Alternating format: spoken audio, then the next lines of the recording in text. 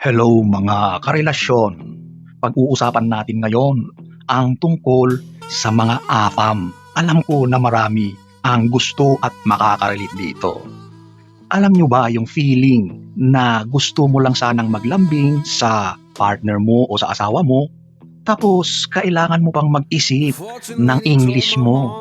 So lahat ng mayroong AFAM o nagbabalak, nangangarap na magka-AFAM, eto na ang topic na pag-uusapan natin ngayon.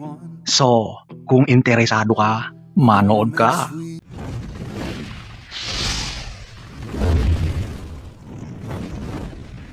So, diretso na tayo. Part 1 agad. Nakakapagod mag-English, pero worth it. Alam nyo mga ladies, isa ito sa talagang issue sa mga ganitong relasyon, yung communication barrier. At madalas sa both sides, sa part ng Pinay or babae, madalas hirap mag-express ng sarili sa wikang English, okay? At ganoon din sa part ng AFAM o ng foreigner. Since English lang talaga yung language nila, yun ang alam nilang way of expressing themselves, okay? Hindi naman sila marunong magtagalog o Bisaya or Ilocano agad-agad, okay? So sa umpisa, nagkakaroon ng pangangapa. Pero kung napapansin nyo, habang tumatagal, natututo yung AFAM ng mga lengguwahe natin. At sa totoo lang, kung papansinin nyo, madali silang matuto sa mga salita natin, mapa Tagalog, Bisaya, or kung anumang dialect yan sa mismong lugar ng babae. Pero yung babae ay nangangapa pa rin sa Englishan. Kaya madalas, ang nag-a-adjust ay yung AFAM, di ba? Pero sa totoo lang, ang mga AFAM naman or yung mga foreigner, hindi problema sa kanila na kailangan mong maging fluent or napakagaling sa English. Para sa kanila, basta nagigets or naiintindihan nila yung gusto mong ipahiwatig, okay na sa kanila yon, okay? Sila na lang ang mag-a-adjust, di ba? Kaya nga kung manonood kayo ng mga content tungkol sa mga ganitong relasyon, madalas yung foreigner or AFAM ang natututo sa lengguwahe natin. Kaya sa dulo, ayun na, nagkakaunawaan na kasi mahusay nang magsalita ng lengguwahe natin yung AFAM.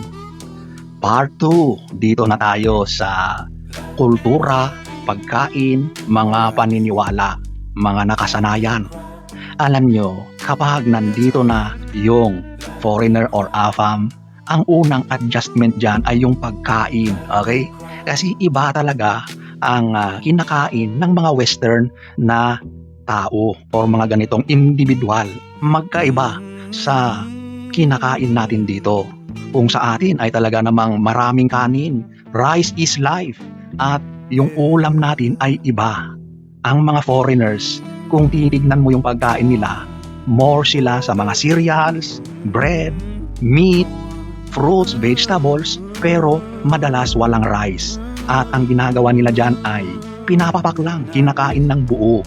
Pero syempre, habang tumatagal, madalas talaga nagugustuhan din ng AFAM yung mga pagkain natin dito. At naa-adapt yung mga habits natin sa pagkain. Yung pagkakamay, yung kumakain na ng kanin, rice is life, di ba? At nagugustuhan nila yung mga pagkain natin, lalo na sa mga adobo, paksiw, sinigang, at marami pang iba. Pagdating naman sa kultura, isa rin yan sa magkakaroon ng shock. Kasi sa kanila, talagang literal na sila ay mas agresibo, mas malawak ang mga pananaw sa mga bagay-bagay, lalo na sa mga relasyon. Tayo naman dito, mas conservative tayo pagdating sa mga bagay-bagay. Sa kanila, iba. At syempre sa umpisa, doon nagkakaroon ng culture shock. Dito sa atin, uso yung magsabi ng opo, po, pagmano, pagsabi ng tito, tita. Doon sa kanila, wala yun. Pangalan lang ang sinasabi. Okay? Kaya doon sa mga ganyang kasanayan, nagkakaroon ng adjustment. Pero alam nyo, sa katagalan, naa-adapt agad yan ng mga AFAM. Minsan pa nga, mas Pinoy na silang gumalaw kaysa yung mismong partner. Sila na nga yung marunong magsalita, sila na nga yung sa pakikisama sa kapwa, napakagaling na nila, di ba? Pansinin nyo, yung mga couples na AFAM, mabilis silang mag-adapt, mabilis silang mag-adjust. Kaya madalas, hindi nagkakaproblema dito. Although merong iilan na talaga namang hirap na hirap silang mag-adjust sa kultura natin. Okay? Meron pa rin yan, hindi yan maiiwasan. At eto yung part na talaga namang napakaganda. Kasi karamihan ng mga AFAM, mga sweet yan at expressive sila kumpara sa mga Pinoy na medyo makaluma, hirap magsabi ng mga nararamdaman. Sa mga AFAM or foreigners, mas talagang dahil sa kanilang pinanggalingang kultura, mas agresibo, expressive, kaya pagdating sa relasyon dito, talagang makikita mo na ipinapakita nila, sweet sila, okay? Siyempre, marami ding mga Pinoy ang sweet. Yun nga lang, medyo iba ang upbringing dito, kaya mas conservative, mas makaluma. Of course, hindi ko nilalahat, okay? Kasi marami ding mga Pinoy ang talagang mahusay at magaling mag-express ng sarili. At napakarami din naman dyan ang super sweet, di ba?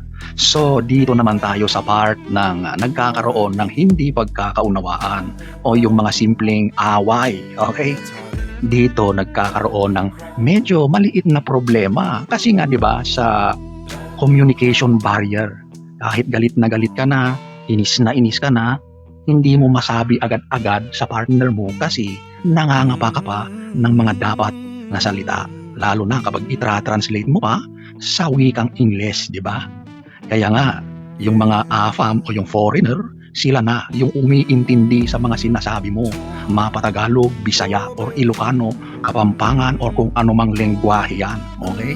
Kaya nga, habang tumatagal, yung away ninyo, hindi na English yan, kundi kung ano yung lengguwahe na natutunan ng foreigner. So, ayan po mga karelasyon. Kung tatanungin nyo ako ngayon, worth it ba na magmahal ng AFAM? Worth it, pero hindi dahil foreigner siya.